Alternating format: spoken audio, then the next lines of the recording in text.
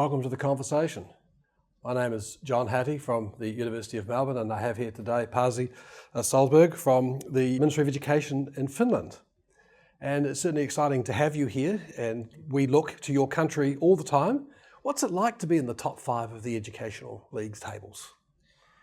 You know, most Finnish people don't think like this. We don't know, unless you remind us that we are there, that most people don't really care about where we are.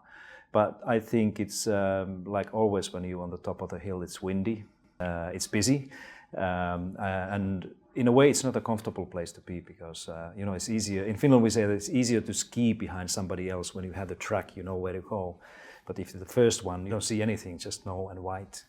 And we have been in this type of situation where we have to choose the direction where to go. People are asking these questions, so I would much rather be number 5 than number 1.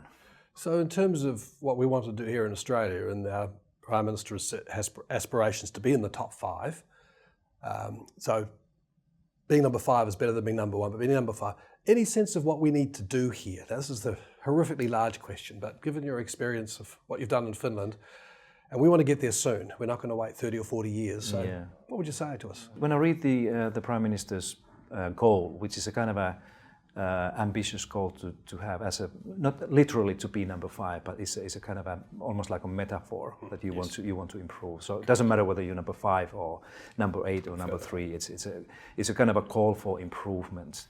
As I see Australia, all the states, Australia as a federal country or the states here, I think you are doing pretty well. That you are already on the map of the world's best education system. So I don't see this as a situation like in many other countries where you have a much longer way to go.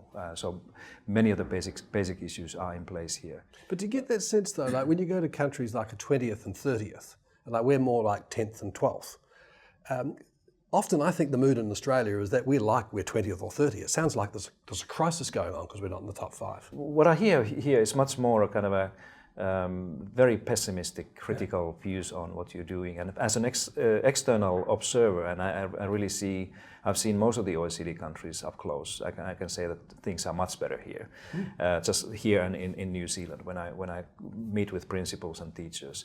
But I think, of course, there are things that you need to do, and I think you are in much better situation here in Australia today than most countries 10 years ago when we didn't have this experience and evidence from PISA and other things. So you can really, if you take a close look at what the well-performing countries have done and what the countries who have been able to climb up in this educational performance pyramid, you have much more choices to make. I think some of the things that you are already considering here include how do you spend the money? How do you fund your education system? I think a very important question is also what do you do with your teachers? How should you prepare them? How should you provide them more professional development, leadership issue?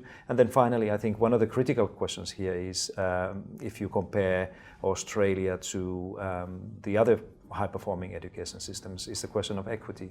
What do you mean by? Let's go back through those. On funding, we actually spend more funding per student than you do in Finland by a long way.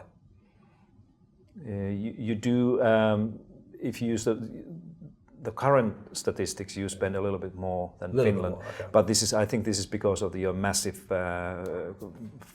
funding for structures. The building education revolution. Exactly. Yes. You know, if you take that away and you compare what Australia was spending 3 years ago, you have a significant gap between Finland and Australia in favor of Finland, so we have been spending more. So, okay. In terms of teacher quality, now that's the catch-all all the time because the message that often comes through from that is that the teachers need to improve. They're not good. What have you done in Finland on teacher quality?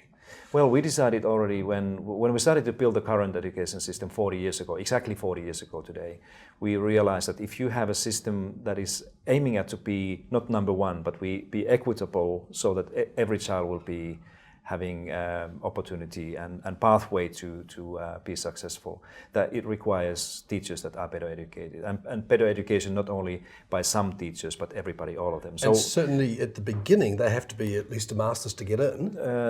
Yeah, you know, many other countries had probably done a different way, but in Finland we decided that it's a primary early childhood development and primary teachers, preschool teachers and primary teachers are the key, and that's why we require that they will have an academic higher degree before they can teach. But once they're in, how do you then keep their education, their professional development going?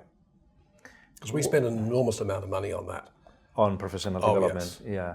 Well, education is very decentralized in Finland, so it's very much up to the school, individual teachers, municipalities who are running the schools to make sure that teachers who are in service there have access to professional development.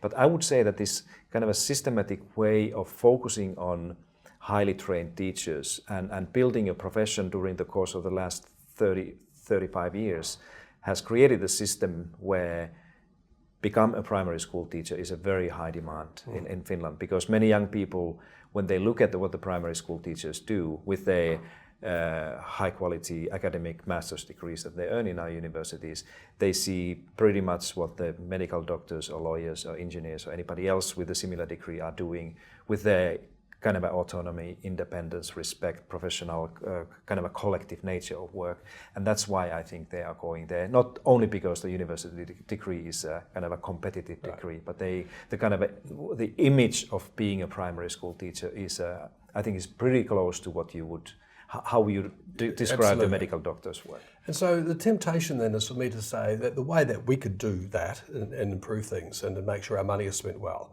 is tie it to the performance of children and look at the whole test accountability notions to make sure we're spending the money the right way. Well, this is your way to think about these things, and the culture in this respect is very different in Finland as I see this.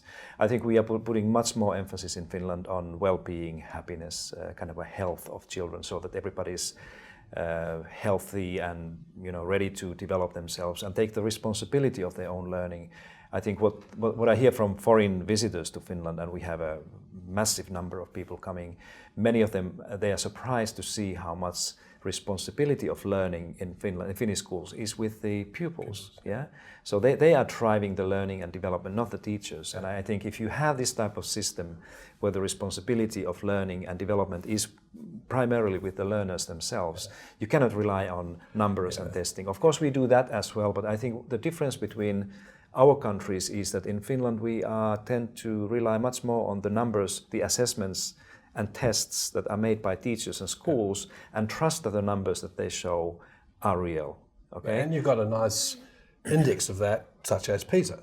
And so what you're telling me is that you're using a lot more about the student assessment capabilities of the students rather than inflicting tests as we tend to try and do. Absolutely, and I think if you use the English terms like assessment for learning, which is not at all a Finnish invention, so we are relying on the research and ideas from Australia, from England, United States in this respect. But I think, for example, this assessment, student assessment for learning, is something that we have caught the kind of an international idea and put it into practice in our schools, like we have done with many other innovations in Finland. There are very few original Finnish ideas in the pedagogy and teaching and what we do. So it's not completely true. The words respect, responsibility, trust certainly have come out of the Finnish system very strongly. Sure, but I'm talking about if you look at the educational literature of the pedagogy or teaching methods, so assessment ideas, very few of them initially come from Finland. So what I'm saying is that our skill is not to invent, our skill is to implement and understand what ideas. But if I'm listening to you now and I'm saying, well, how would I interpret it in Australia? Then I come up with my magic word, the word that's used all the time, autonomy. We give the teachers autonomy, we give the schools autonomy. Right. And that comes then with choice, and parents should have choice, etc. In your high schools in Finland, do the parents get a lot of choice in terms of the kind of schools they can send them to? Do the students get a lot of choice about the kind of subjects? How early is that choice? What we have done in Finland is that we have kind of delayed the parental choice to upper secondary school, which is when our kids are about 16 years of age.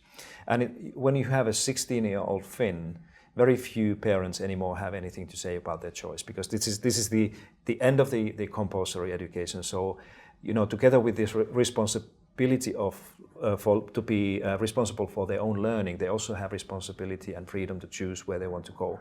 So we have the first time when parents really can choose, or students can choose between one school and another, comes at the age of 16. And I think this is one of the things that I think I can see in many other high-performing countries that they are kind of trying to postpone and delay the parental choice as late as possible. And all of those. But we have a big choice here. The whole debate about private and public and choosing schools, and there's the religious schools that can choose from. Right. We stream the kids in terms of how we do them. There's a lot of streaming in Finland high schools.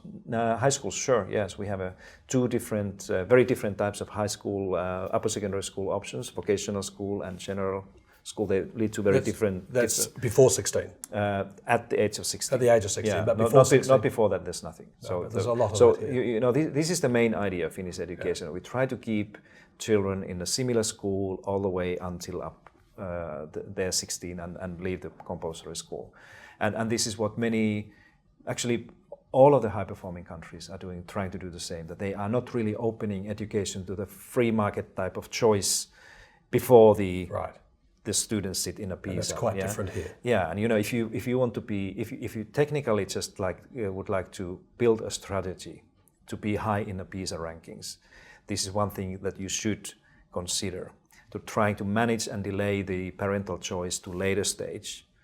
That would improve equity and enhance the quality. But of course, it's never simple like this. And that's the other question I want to ask you: equity. Like Australia is reasonably high performing, but not so high on equity. And the notion, what I'm hearing you saying here, is that one way is to delay those kind of choices to at least 16 or so on. Any other issues on equity? Now, you must have low socioeconomic schools. Do they have the dramatic difference like they do in this country? Yeah.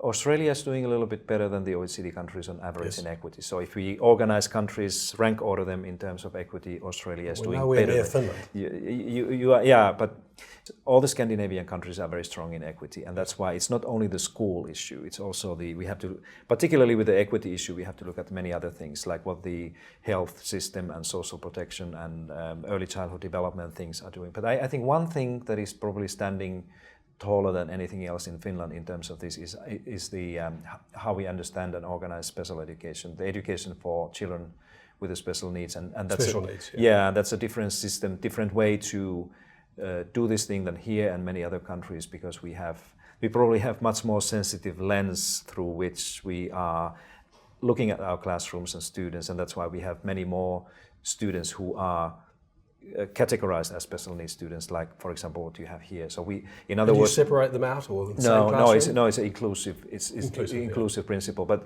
this means that we have also many more individuals in our basic school system, grade 1 to 9 system, who are receiving individualized support and help, and they normally receive it early on rather than when the problems are already there.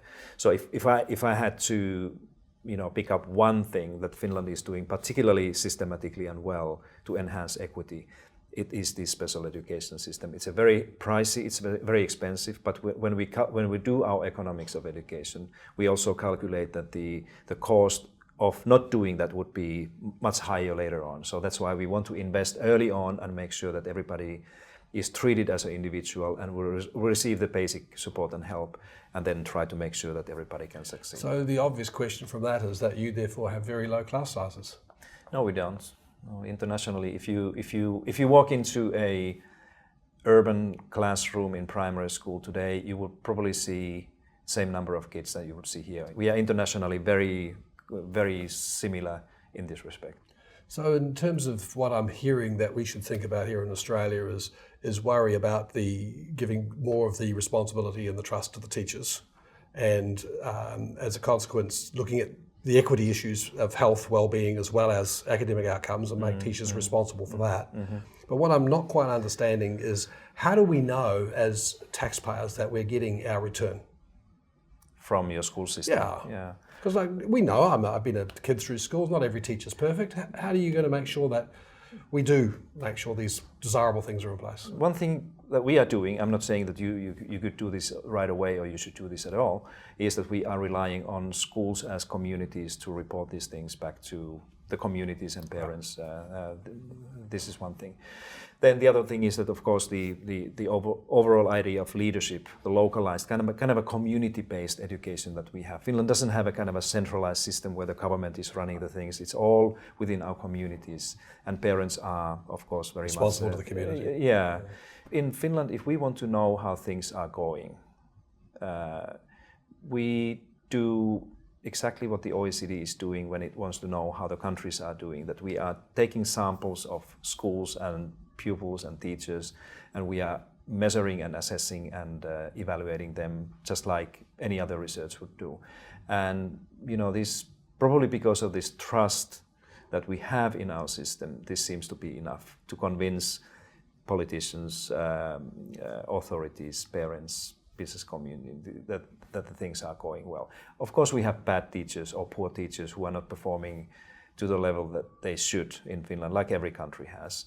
But we don't think that just by collecting numbers of every single classroom and school, you can. And the community can speak. Yeah. So I think Finland is probably a little bit different in this way, that we have a very strong sense of kind of a collective doing things in our communities. And if you typically, if you have a school where there's one or two teachers who are not performing as they should, I think the first thing to help these teachers is the kind of a collective professional community there, rather than that people would wait for an authority or somebody else to come and say what to do. So I think this is the first thing we try to do, and if it doesn't help, then some other measures will step into the picture. Pasi Sahlberg, thank you very much. I think we've heard a tremendous amount about the trust, the cooperation, the collaboration, the way in which the community is involved, and I really love the way in which you are able to express it in the manner in which you do. We have a tremendous amount to learn, so welcome to Australia. We look forward to having you back. I'll be back. Thank you for the communication. Thank you so much.